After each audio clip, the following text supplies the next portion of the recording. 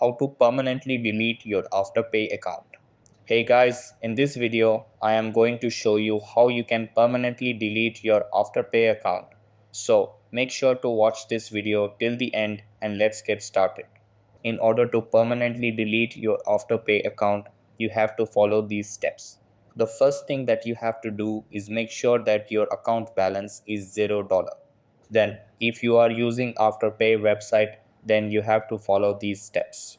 First, log into your account. Then, select the account option on the left side of the screen. After that, select Close My Account, which appears at the bottom under the Your Details heading. Then, select a reason as to why you are wishing to close your account.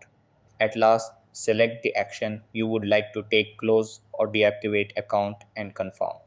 And similarly, if you are using Afterpay app, then you have to follow these steps.